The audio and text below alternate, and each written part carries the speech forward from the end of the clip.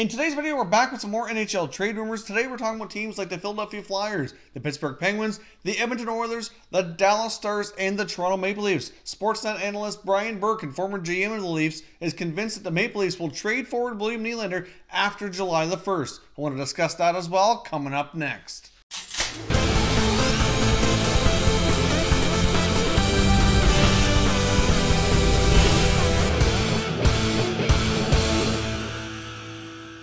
Hey everyone, and welcome back to another video here at Top Shelf Hockey. If you're new to the channel, thanks for stopping by. We review and discuss all 31 NHL teams. So if you're a huge hockey fan, consider subscribing and clicking the bell so you don't miss anything. So as I mentioned off the top, we're back with some updated NHL trade rumors today. All kinds of different teams going on here. As I mentioned yesterday, I do feel like it's going to be an incredibly busy NHL trading season as we approach the NHL trade deadline, which is coming up next month, February the 25th. So over the next 4 to 5 weeks here, there's going to be all kinds of rumors, all kinds of activity. We've already seen a flurry of trades here over the past week or so, and I do expect there to be quite a bit more as we approach that deadline. Now first, let's get started here with the Philadelphia Flyers. Then the Flyers are a team that have had a ton of rumors as their season has not gone well. They've already fired general manager Ron Hextall, been replaced with Chuck Fletcher. We've been kind of waiting for Fletcher to really make his mark on his team. There hasn't been a whole lot of activity out of Philadelphia as of yet, but there is a lot of rumors surrounding Wayne Simmonds as a player we've talked about here multiple times. Now, we don't really have anything new on Simmonds today, except for the fact that Chuck Fletcher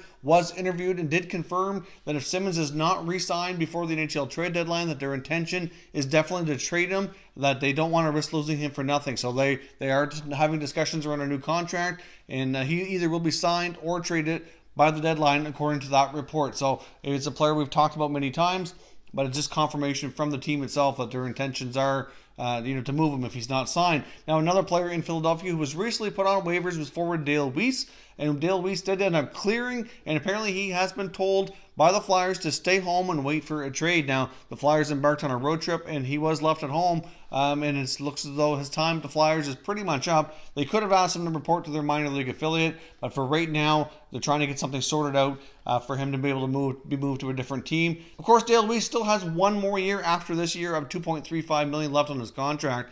So it's not going to be the easiest contract to move unless they take back something as well that might not be favorable, or they might have to throw in another asset or something to kind of sweeten the deal a little bit here, depending on where they send him. Or he could end up staying with them and going down to the minors if a deal can't be reached. But at this point, he's cleared waivers and has been told to stay home and wait for a trade. Next up, I want to discuss the Edmonton Oilers. Now, of course, they're a team we've talked about a lot as well. Another team kind of bordering on mediocrity this year, in and out of the playoff picture. Right now, they're kind of in a situation where they can still make the playoffs, but they need to get together a string of wins here and get their act together. There's been all kinds of talk about them lately, including goaltender Cam Talbot, who has underperformed here yet again this year. And of course, Talbot doesn't have the most favorable contract, and even though we've talked about lots of rumors about him being moved before, there's been a lot of reports indicating that they feel like that Talbot would be very difficult to be traded just because of the amount of money he's making along with his poor play. Now, of course, the Oilers have lots of other trade chips in the air right now, but of course, there's been lots of talk about Jesse Puljujarvi, maybe their 2019 first-round pick. But I don't really think the Oilers really want to move a whole lot of their younger players off their roster. So Talbot would be a good target for them to move to upgrade other areas of the team. But with his current performance in his contract, that likely is going to prove rather difficult unless they retain some salary or figure out something creative, maybe sweeten the deal again, like I mentioned with Philadelphia. So again, even though he's a player that's had a ton of rumors around him, he likely is going to be done in Edmonton after this year's pending UFA. He pretty much guarantee the Oilers won't be re-signing him.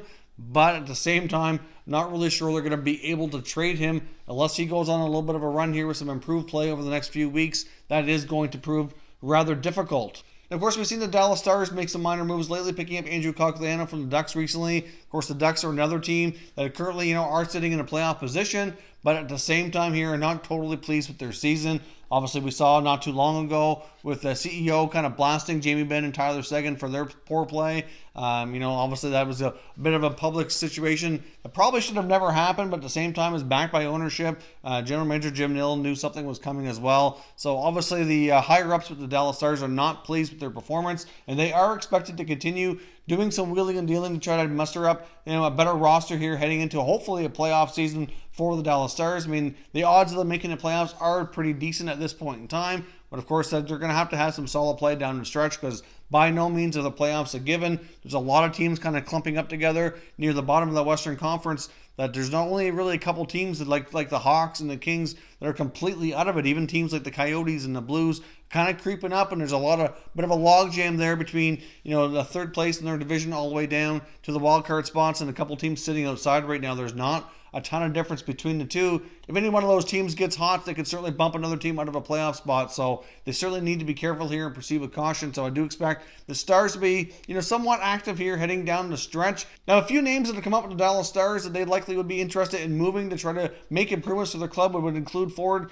Valery Nichushkin. Obviously, since he's returned from Russia, and things haven't gone overly well. Certainly not the performance they were hoping for. So he's certainly a player they're willing to move on from, as well as forward Brett Ritchie's another guy that's been mentioned as well as potential trade bait for the Dallas Stars. And of course, there's young defenseman Julius Honka, who's was projected to be a little bit more than what he has been so far. Obviously, he's been in the shadow here. Miro Heiskanen, so having a terrific rookie season, but Honka's had a few years to develop now and hasn't quite panned out to what they're hoping for. I mean, he's still young. There's still a potential case here where they might be being a little impatient. He could go on to another team and maybe develop into something much better than he has so far. But he's certainly a younger player that they certainly appear to be, rumored to be willing to part with. Back in the offseason, when the Stars were, heavily rumored to be talking about Erik Karlsson and the Ottawa Senators and making a deal there, it was obviously speculated that the Senators were asking for Heiskanen and the Stars were countering with Honka. So, it's been known for some time that they would be willing to part with him for the right return. So keep an eye on the Dallas Stars. I do expect them to be active here down the stretch and make some roster moves here to try to improve themselves to make sure they get into the playoffs to kind of satisfy the higher ups here. And obviously Jim Nill needs to kind of work on keeping his job. I do fear if they miss the playoffs this year, the general manager Jim Nill very well might be on the outs coming this offseason. Let's jump over here quickly and touch on the St. Louis Blues. Now, there are teams kind of creeping up the standings here a little bit, and their season's not completely lost here, but obviously after all the offseason moves they've made, it's been a very big disappointing season for the Blues in the 18-19 season so far. Of course, most of the Blues trade rumors we've discussed in the past have been some of the bigger names like Pietrangelo, Tarasenko, Braden Shen. I don't think there's anything that's really completely off the table with GM Doug Armstrong. I think he's willing to look at just about anything and everything here. But a few other names that might prove a little bit easier to trade that might not have been easier to move earlier this year are defensemen like Jay Bouwmeester and Carl Gunnarsson. Especially Bouwmeester, even though he's getting up there in years and has certainly endured his fair share of injuries in the last couple of seasons over his career.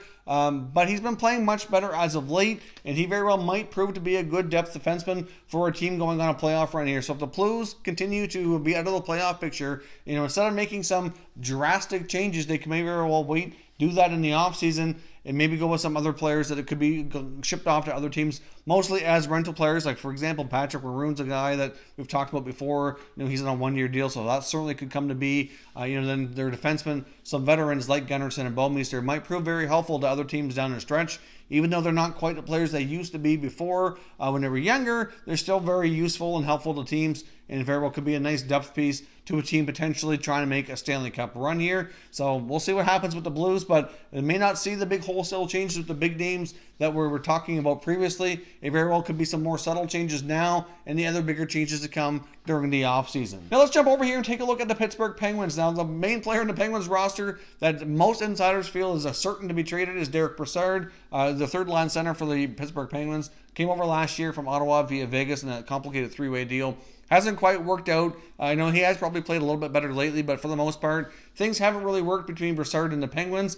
And like I said, most insiders feel it's inevitable before the deadline that general manager Jim Rutherford's going to move him. He's a pending UFA with only a $3 million cap hit, so it's not too bad for many teams at least to take that on for the remainder of the season. But he is likely going to want another player in return who can play that similar type of role in that third-line center position. Now, Elliot Friedman mentioned the San Jose Sharks as potentially being interested here, and even though that kind of makes sense, I don't know if they'd be able to do it for salary cap purposes, as well as I don't know if they'd have that player coming back to the I'm not sure that they'd have the player that the Penguins would want and be able to fulfill that third-line center role that they'd like to replace. So even though Friedman says the Sharks are interested, I'm not sure they're going to be able to satisfy what the Penguins are looking for. But linking back to the Blues here, who we just talked about, and players that are struggling, maybe needing a fresh start, this is just strictly speculation on my part. Perhaps they could look to the Blues to bring over Tyler Bozak. Now, Tyler Bozak's a player I talked about last year when he was still with the Maple Leafs about possibly going over to Pittsburgh and reuniting with the player who he had the most success with of all the wingers, and that's Phil Kessel.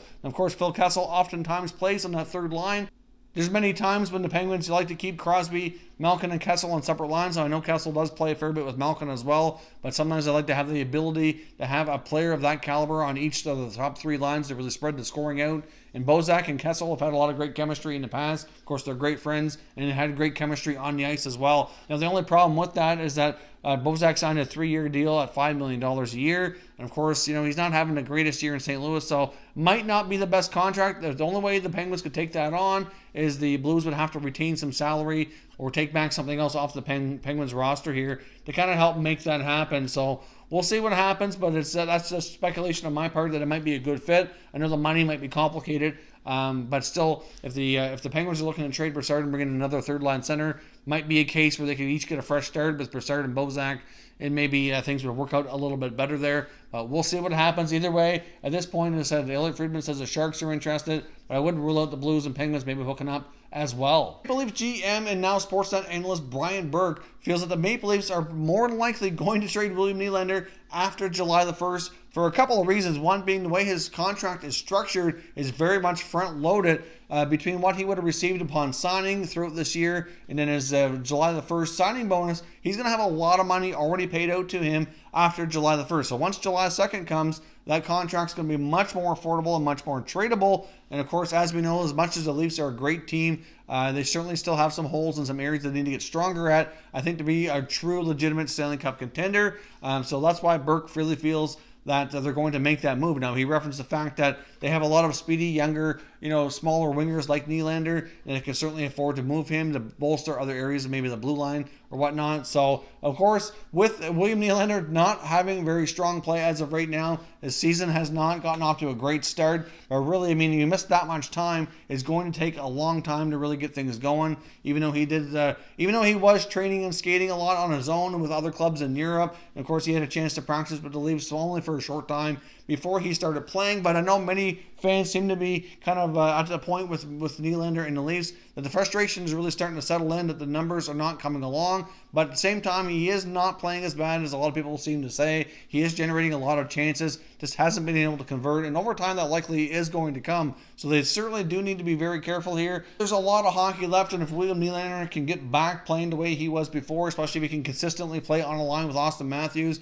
and he gets putting up the production that he was used to, at least that 60-point production like he had been in the past, if not more, like he's expected to continue to grow and develop here, then obviously when the summertime hits, I would be quite surprised if they made that move. But obviously the Maple Leafs are going to have a lot of decisions to be made here with pending contracts for Mitch Marner, Austin Matthews, Kasperi Kapanen. They obviously are going to have a hard time keeping everybody, as well as Jake Gardiner, Ron Hainsey on the back end as well. So they're going to have a lot of tough decisions to make. And could they trade Nylander? I guess I wouldn't completely rule it out. But at this point in time, I don't think we have any reason to believe that they're definitely going to either. Now, we also know that Kyle Dubas, gave a promise, if you will, to Nylander that he wouldn't be traded. But there seems to be different interpretations around the NHL and around NHL insiders, what they felt out to believe. Now, Elliot Friedman, I've heard him say on multiple occasions that he felt that only meant that he would promise him he wouldn't trade him this year. And that would be it. After that, kind of hands off. Now, of course, Nylander doesn't qualify for a no trade clause till much later into the contract.